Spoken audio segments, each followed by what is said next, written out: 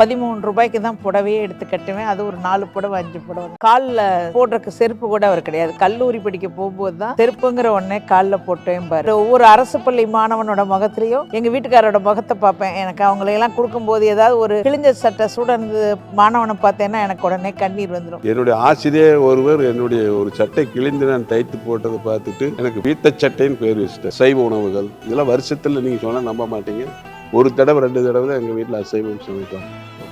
அப்ப ஆமா, அப்ப வந்து இறைச்சியினுடைய விலை 2 ரூபாய் ஒரு கிலோ, 3 ரூபாய் இருந்தது.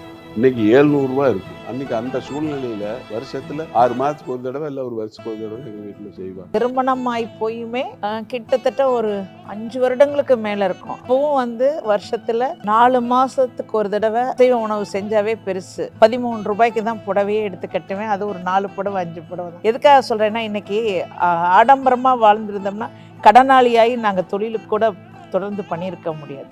வரவுக்குள்ள செலவு அப்படிங்கிற ஒரு 2 பேர்த்துக்குள்ளேயே ஒரு கோட்பாடு இருந்ததுனால தான் குடும்பத்துக்கு ஏற்ற மாதிரி எங்கள் பொருளாதார செலவெல்லாம் பண்ண. இந்த காலத்தில் வந்து பொண்ணுங்கள்லாம் வந்து நான் என்ன நினைக்கிறேனோ அது மாதிரி, அது கணவராக இருந்தாலும் சரி, குடும்பத்தில் இருக்கிறவங்க மற்றவங்களா இருந்தாலும் அப்படி இருக்கணும்னு நினைக்கிறேன். குடும்பம் அப்படின்னா நம்ம குடும்பம் எப்படி வந்திருக்கு, அதோட பாரம்பரியம் என்ன, பண்பாடுகள் என்ன, குடும்பம் வந்த வாழ்க்கை பாதை என்ன, குடும்பத்தில் எப்படி பெரியவங்கெல்லாம் அந்த குடும்பத்தை நடத்தி வந்திருக்காங்க. நம்ம ஒரு குடும்பத்துக்குள்ளே போனதுக்கு அப்புறம் அது ஆணா இருந்தாலும் சரி, பெண்ணா இருந்தாலும் சரி, இன்னும் ஒரு படி மேலே போற பொருளாதாரத்திலும் சரி, அதன் மதிப்பு மரியாதையிலும் சரி, நாம் எப்படி ஒருத்தர் இருக்கணும்னு நினைக்கிறது இல்லை. ஒரு குடும்பம்னா இப்படி இருக்கணும்னு எங்கள் அப்பா தான் எனக்கு சொல்லி வளர்த்திருக்கு. அதே மாதிரி பார்த்தீங்கன்னா, எங்கள் மாமியார் வந்து எங்கள் அம்மா எப்படி வெள்ளந்தியோ எங்கள் மாமியாரும் ஒரு நல்ல வெள்ளந்தி. பாசத்தை தவிர அவங்களுக்கு எதுவுமே காட்ட தெரியாது. ஆனால் எங்கள் மாமனார் வந்து நல்ல ஒரு பண்பாளர், சிந்தனை உள்ளவர், நேர்மையானவர். என்னன்னா, எங்களுக்கெல்லாம் பெண்களுக்கெல்லாம் மருமகளாக இருந்தாலும் மகள்கள் மாதிரி மகளுக்கு இணைய எங்களுக்கெல்லாம் சுதந்திரம் கொடுத்தார்.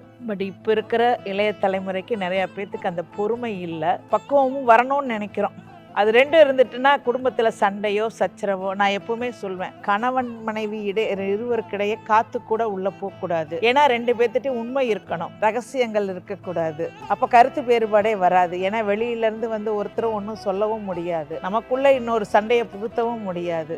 உனக்கு நான் எனக்கு நீன் இருந்தால் கண்டிப்பாக எந்த குடும்பத்திலையுமே கருத்து வேறுபாடுகள் வர்றக்கோ, ஒருத்தர் தாங்கி பிடிக்கிறக்கும் இன்னொரு ஆள் தேவைன்னு இல்லை. அவங்க 2 பேருமே ஒருத்தருக்கு ஒருத்தர் தாங்கி பிடிச்சி வீர நட போடலாங்க.